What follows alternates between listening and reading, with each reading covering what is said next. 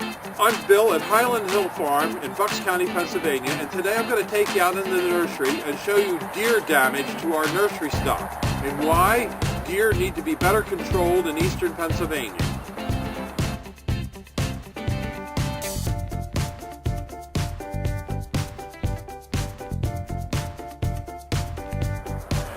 This is a block of Elegantissima arborvitaes.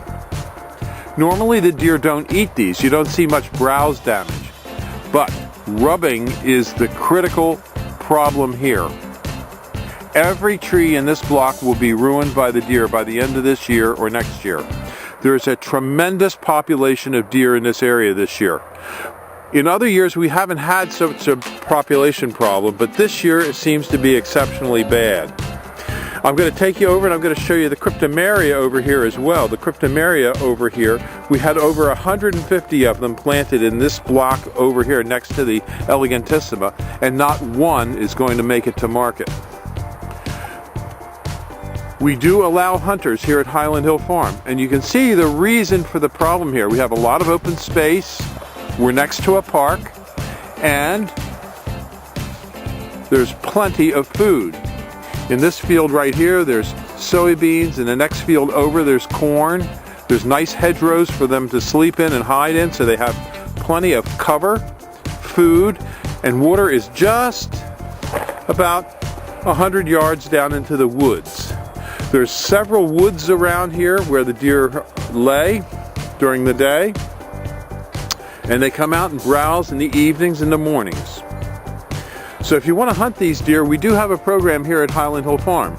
But now I'm going to show you why these trees will die.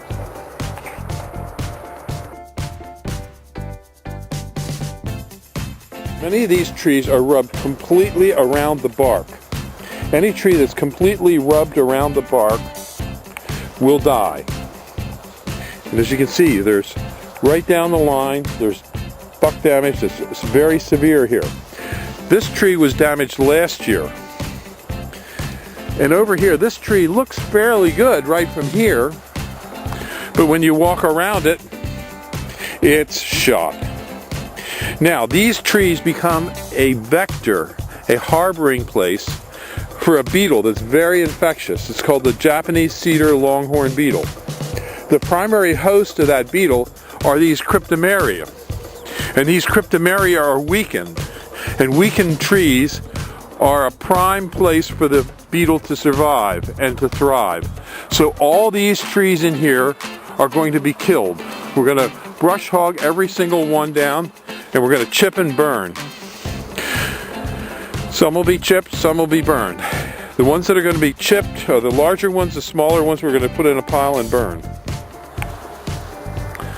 And you can see there's not a tree in this row that'll survive.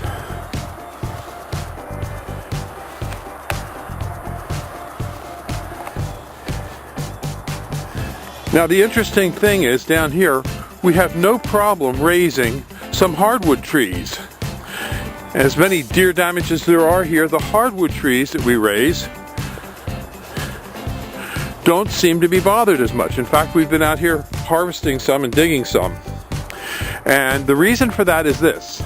These are river birch, and they're multi-stemmed.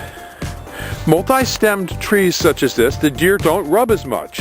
The bark that's peeling here is the natural peeling of the river birch. These are heritage river birches. Now if you notice, what we do is we leave all these suckers around the tree.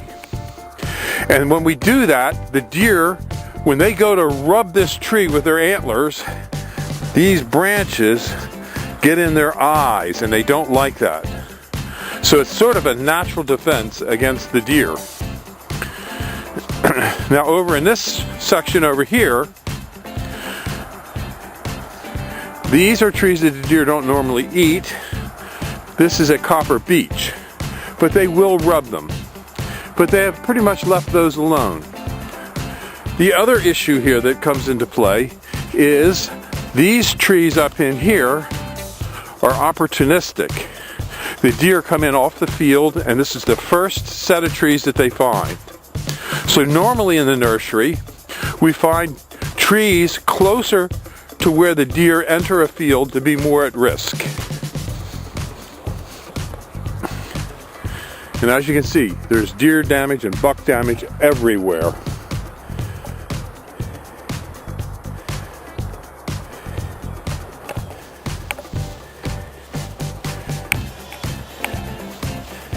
You can see a deer started here, but didn't do any damage. Here come some geese. But you can see, as you go further down the line, there'll be less and less damage. But the first trees always get racked hard, and some of the interior ones will start to show some damage.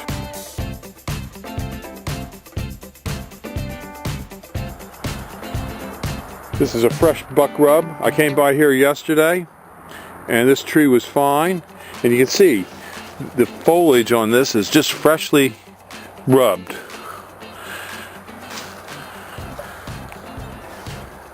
And of course, again, as you see, this is an opportunistic tree. It's on the edge of the place where we're growing trees here. And of course, these will be the first trees that will be attacked by the deer.